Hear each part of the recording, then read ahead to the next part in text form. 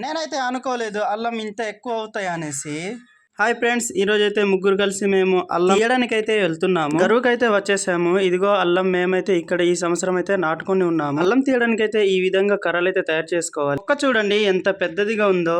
మా వాళ్ళైతే అల్లం తీయడం అయితే మొదలెట్టేశారు. చూడండి ఒక్కొక్కడు ఎలా తీస్తున్నారో. ఫ్రెండ్స్, ఈ మొక్కలున్న అల్లం ఎలా తీయాలంటే, ఇప్పుడు మనం నాటుకున్నప్పుడు మొక్క ఇలా ఉంటుంది అనమాట అల్లం. అప్పుడు మనం ఈ విధంగా నాటుకొని ఉంటాము. అప్పుడు మొగ్గ అనేది ఇలాంటి దగ్గర వస్తుంది అనమాట, ఇలాంటి దగ్గర.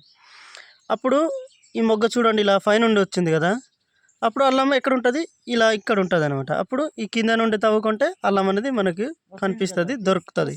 కావాలంటే చూడండి, నేను ప్రూఫ్ చేస్తాను.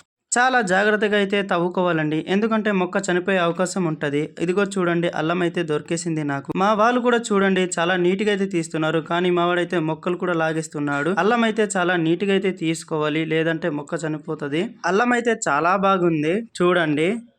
అల్లం అయితే మా వాళ్ళు తీసి ఇలా జల్లేసి వెళ్ళిపోతున్నారు. ఇదిగో చూడండి, ఏ పని చేసినా మేమైతే ముగ్గురు కలిసి పని అయితే చేసుకుంటాము. ఇంటి వాళ్ళు పాకెట్ మనీ కూడా ఇవ్వట్లేదు, అందుకే మేమైతే ముగ్గురు కలిసి ఒక ప్లానింగ్ అయితే వేసుకున్నాము. అందుకే ఈ సంవత్సరం అల్లం అయితే నాటుకున్నాము. ఈ రోజు అయితే కొన్ని అల్లం మాత్రమే తీసాము. చూడండి ఎంత ఎక్కువ అయింది. ఇవైతే తడిగా ఉన్నాయి కదా, డ్రై అవ్వడానికి అయితే ఇలా ఉంచి ఉన్నాము. అల్లం తీసిన తర్వాత అయితే మట్టిని అయితే ఈ విధంగా అయితే ఎత్తుకోవాలి. వీడియోల కోసం మా పేజీని ఫాలో చేయండి.